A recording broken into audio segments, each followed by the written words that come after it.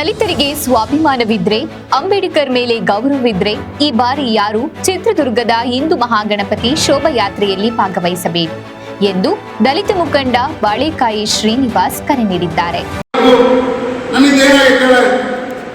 5 ವರ್ಷಗಳ ಕಾಲ ಸಂಪೂರ್ಣ ಅಧಿಕಾರ ಅನುಭವಿಸಿರಿ, ಈಗ 5 ವರ್ಷ ಅನುಭವಿಸ್ತಾ ಇದ್ದೀರಿ.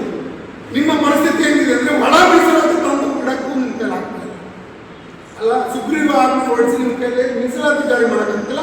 ನೀವು ದಲಿತ ಸಿಎಂ, ನಿಮ್ಮನ್ನ ಹೆಂಗ್ ನಮ್ಮ ದಲಿತ ಸಿಎಂ ಅಂತ ಹೋಗ್ತೀರಿ? ನೀವು ಒಬ್ಬ ಜಾತಿವಾದಿ, ಸಾಮಾಜಿಕ ನ್ಯಾಯ ಕೂಡ ನಿಮ್ಮ ಕೈಲಿ ಆಗಲ್ಲ.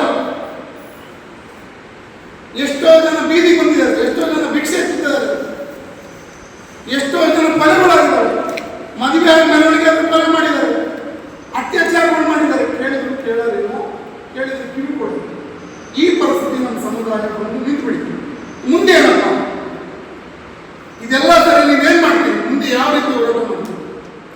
ಹೌದು, ಕಾಂಗ್ರೆಸ್ ಬಿಜೆಪಿ ನಾವು ಬಹಳ ಗಟ್ಟಿಯಾದ ನೀಡಿ ಇದೇ ರೀತಿ ಮುಂದುವರೆದ್ರೆ, ಇದೇ ರೀತಿ ದೌರ್ಜನ್ಯ ಶುರುವಾದ್ರೆ, ಇದೇ ರೀತಿ ದಬ್ಬಾಳಿಕೆ ಕೊಲೆಗಳಾದ್ರೆ ಸಾಮೂಹಿಕವಾಗಿ ನಿಮ್ಮ ಹಿಂದೂ ಧರ್ಮವನ್ನು ತೊರೆದು ನಮ್ಮ ಬೌದ್ಧ ಧರ್ಮವನ್ನು ತರಬೇಕು.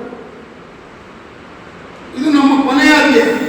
ನಿಮ್ಮನ್ನ ನಾವು ಬಗ್ಗಿಸ್ಬೇಕಾದ್ರೆ, ನಿಮ್ಮನ್ನ ನಾವು ಸರಿಪಡಿಸ್ಬೇಕಾದ್ರೆ ನಾವು ಈ ಧರ್ಮನ ತೊರಿಬೇಕಾಗಿರ್ತಕ್ಕಂಥ ಅನಿವಾರ್ಯ ಬರಲೇಬೇಕು. ಸಾಮೂಹಿಕವಾದಾಗ ಏನ್ ಮಾಡ್ತೀರಿ ನೀವು? ನಮ್ಮನ್ನು ಕೊಲೆ ಮಾಡ್ತೀರಾ? ನಮ್ಮ ಮೇಲೆ ಕೇಸ್ ಹಾಕ್ತೀರಾ? ಎದುರಿಸ್ತೀರಾ? ನಾವು ಕೇಸ್ ಹಾಕಿದ್ರು ಕೂಡ ಇವತ್ತು ಅಟ್ರಾಸಿಟಿ ಎಲ್ಲಿ ಬಂದು ನಿಂತಿದೆ ಸರ್? ಒಂದು ಅಟ್ರಾಸಿಟಿ ಅವ್ನು ಮಾದಿಗ ಸುಡಮಗ ಅಂತ ಬೈದ್ರೆ, ನಾವು ಹೋಗಿ ಕಂಪ್ಲೇಂಟ್ ಕೊಟ್ಟು ಅಟ್ರಾಸಿಟಿ ಕೇಸ್ ದಾಖಲೆ ಮಾಡಿದ್ರೆ ಆ ಕೇಸನ್ನು DSP ವರ್ಗಾವಣೆ ಮಾಡ್ತೀವಿ. DYSP ಅವ್ರಿಗೆ ಎಂತ ನಾವು ಹಿಂದೂ ಧರ್ಮನ ಯಾವ ಸಂದರ್ಭದಲ್ಲಿ ಬೇಕಾದ್ರೂ ತೊರಿತೀವಿ, ಸಾಮೂಹಿಕವಾಗಿ ತೊರಿತೀವಿ. ನೀವು ಇದೀ ಮುನಿರತ್ನಮ್ಮನ ಬಿಜೆಪಿಗೆ ಉಚ್ಚಾಟನೆ ಮಾಡಿ ಶಾಸಕ ಸ್ಥಾನದಿಂದ ವಜಾಗೊಳಿಸದೇ ಇದ್ರೆ ಬಾಗಲಕೋಟೆ ಅಂತ ಪ್ರಕರಣಗಳು ಮತ್ತೆ ಮನೆಗಳಿಸಬಾರದು. ಸರಿಯಾದ ಕಾನೂನು ತಂದು ಗೃಹ ಮಂತ್ರಿಗಳು, ನೀವು 5 ವರ್ಷ ಗೃಹ ಮಂತ್ರಿ ಆದ್ರೂ ಕೂಡ ಈಗಲೂ ಆಗಿ ಕಂಟಿನ್ಯೂ ಆಗ್ತಿದ್ದೀರಿ. ಯಾವ ಹಳ್ಳಿ ಏನ್ ದೌರ್ಜನ್ಯ ಆಗ್ತಿದೆ ಅಂತ ನೀವು ತಿಳ್ಕೊಳಕ್ ರೆಡಿಲ್ಲ.